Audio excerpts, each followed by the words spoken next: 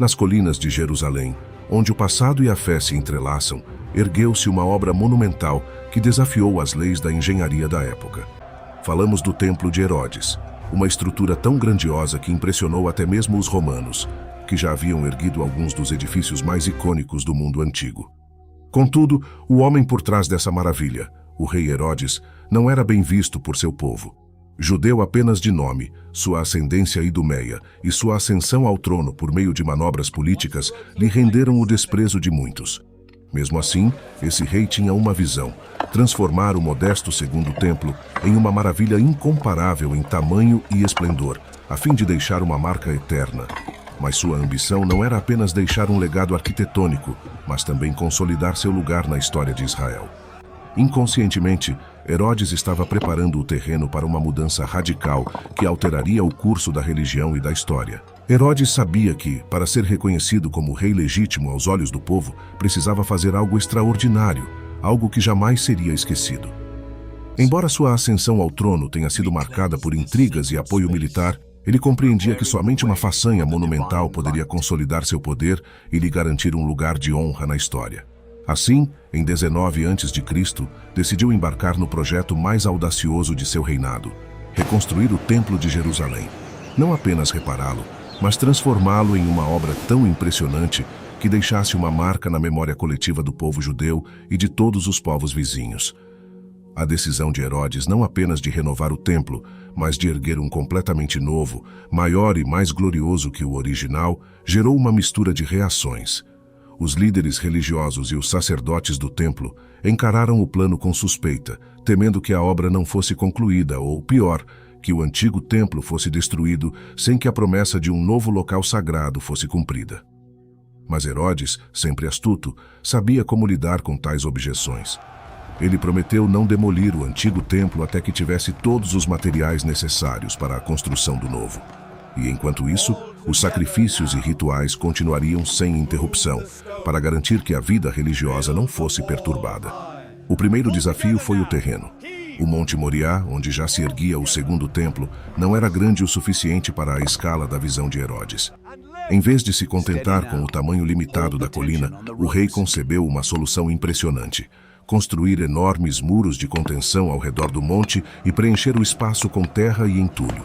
Esses muros de contenção, alguns com até 30 metros de altura, erguiam-se imponentes, e dentro deles foi criada uma área muito maior, que acabou atingindo 14.400 metros quadrados. Este seria o maior espaço cerimonial do mundo antigo, ainda maior que o Fórum Romano. Mas construir essas paredes não foi tarefa fácil. As pedras usadas para erguer as paredes do templo não eram apenas grandes.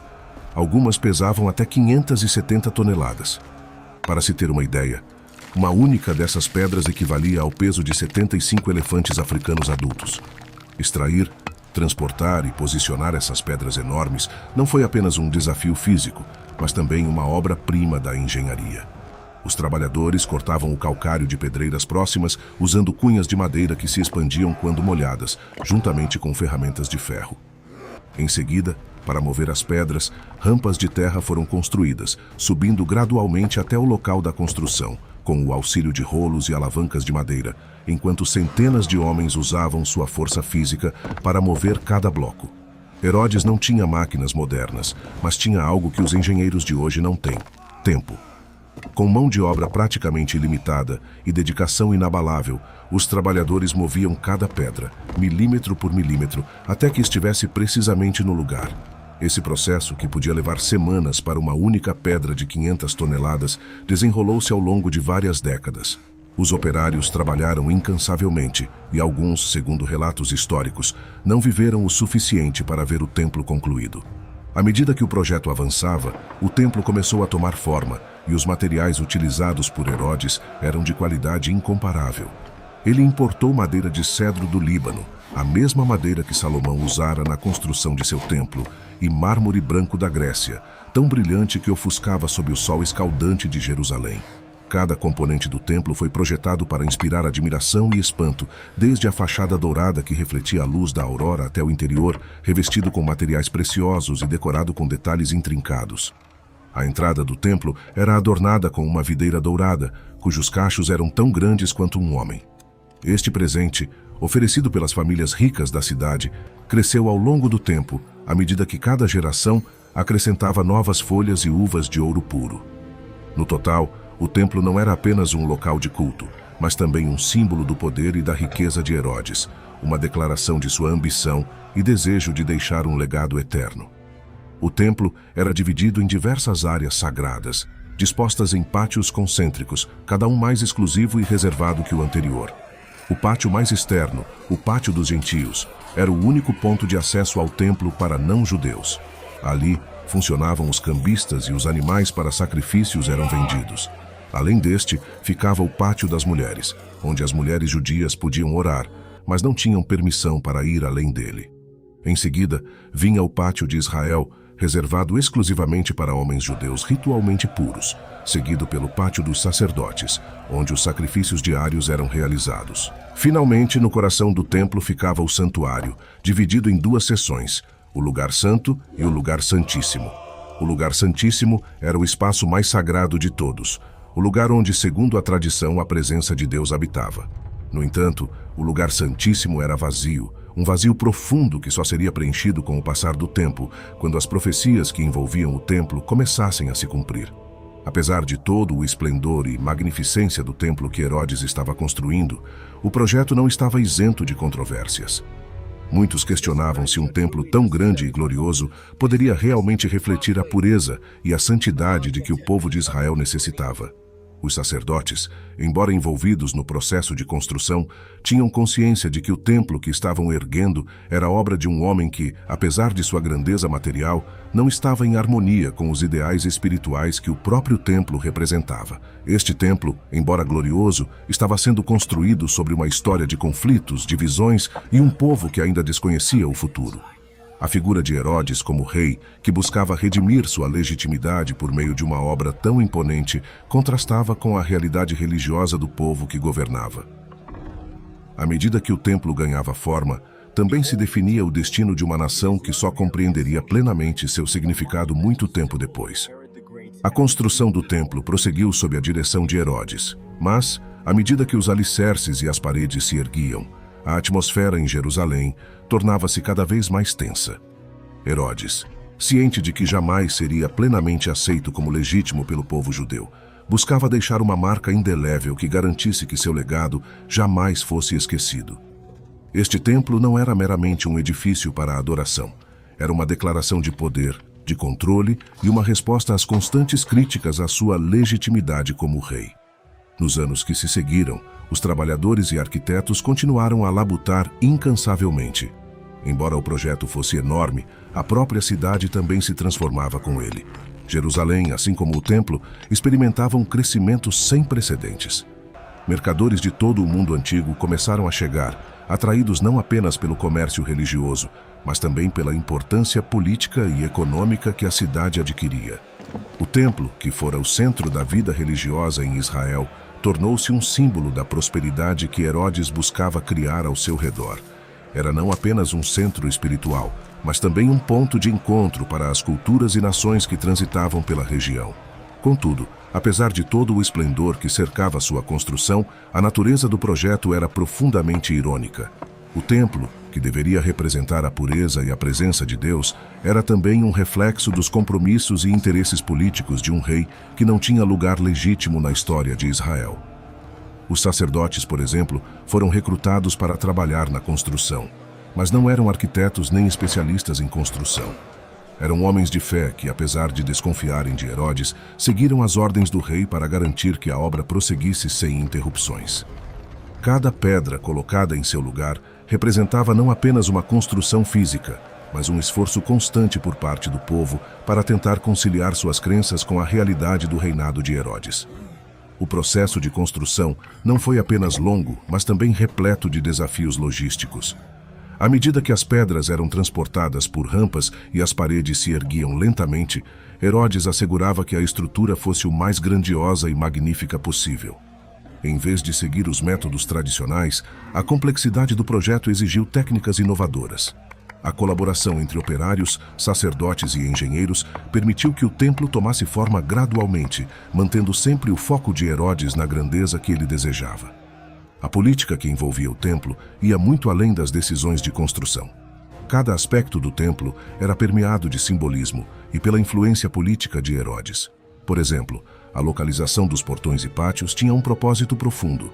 Enquanto a entrada do templo foi projetada para impressionar qualquer visitante, ela também simbolizava a barreira entre diferentes níveis de pureza. A localização das áreas mais sagradas, acessíveis apenas aos sacerdotes, enfatizava ainda mais a exclusividade do templo e seu simbolismo de poder e autoridade. Dentro do templo, as decorações eram igualmente significativas. O uso de ouro nas paredes e na fachada externa era uma demonstração de riqueza, mas também um símbolo da luz divina. Segundo relatos históricos, o sol brilhava sobre o templo ao amanhecer, refletindo uma luz tão intensa que chegava a cegar. O ouro, que cobria grande parte do templo, representava a presença de Deus, mas também a extravagância do rei que o mandou construir. O esplendor do templo contrastava fortemente com a pobreza e as dificuldades enfrentadas por grande parte do povo judeu. Embora o templo fosse o centro espiritual de Israel, sua construção ocorreu em meio a tensões políticas e sociais que refletiam as profundas divisões dentro da sociedade. Enquanto tudo isso acontecia, os olhos do povo estavam fixos não apenas na construção em si, mas também em Herodes, que começava a ser visto como um monarca impiedoso, um homem cuja obsessão pelo poder e pela magnificência de seu reino o levara a tomar decisões difíceis.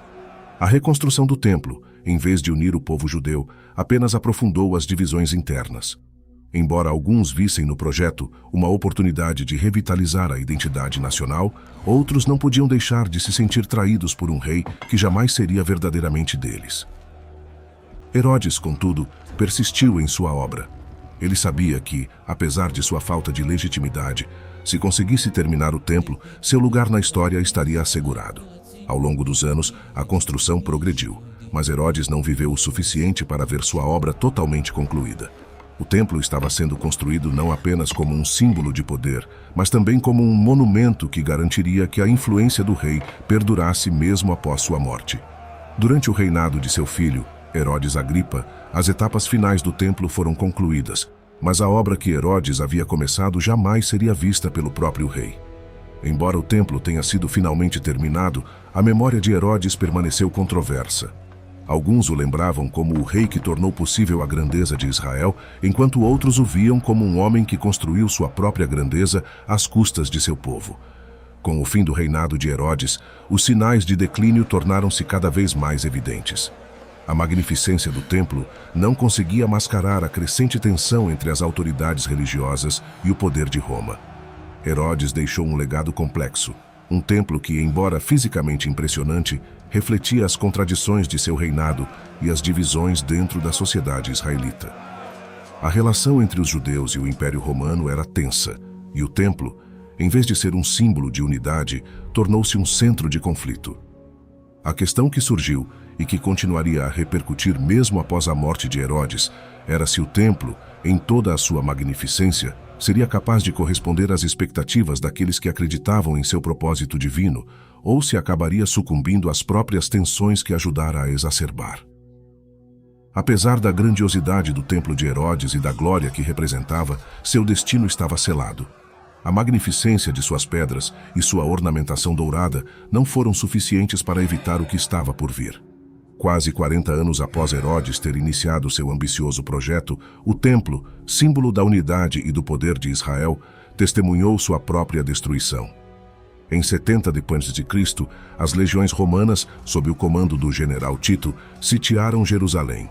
A cidade resistiu por meses, mas finalmente, após uma feroz batalha, as forças romanas conseguiram romper as muralhas.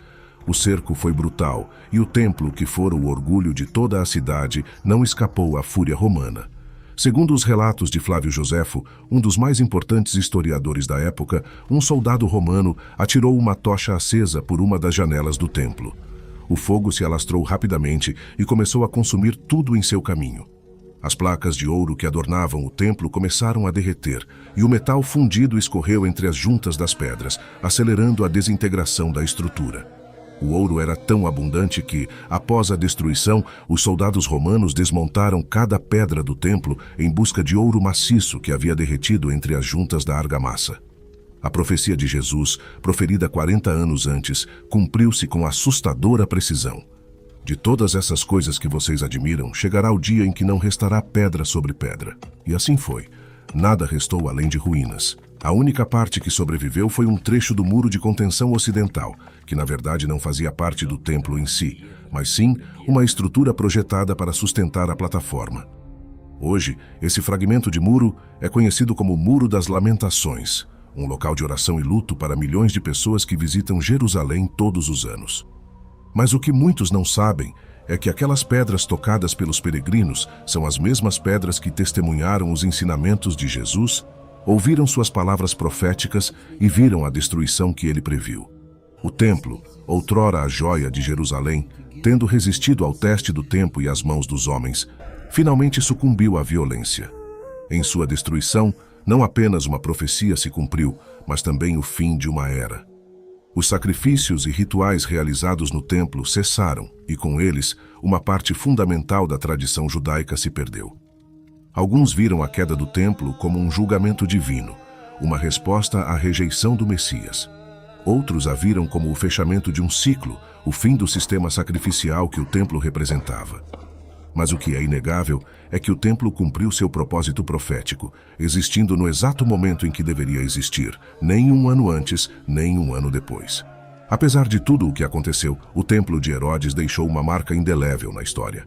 Embora tenha sido destruído, seu legado perdura nos ensinamentos transmitidos dentro de seus muros, nas profecias que se cumpriram e na história gravada nas pedras que outrora formaram a maior estrutura de sua época. A destruição do templo não foi meramente a queda de um edifício, foi a queda de uma era, o fim de um sistema que definia a vida religiosa e política de Israel. Hoje, quando olhamos para o Muro das Lamentações, vemos não apenas um remanescente de um templo perdido, mas também uma lembrança da fragilidade até mesmo das maiores conquistas da humanidade.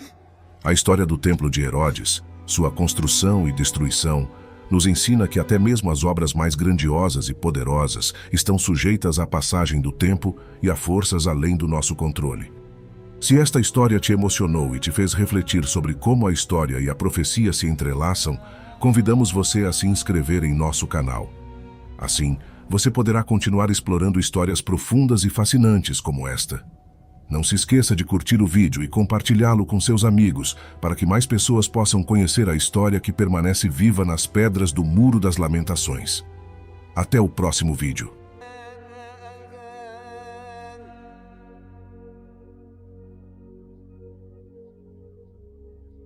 Even the grandest works are subject to the passage of time and forces we cannot control, but faith and spiritual memory survive.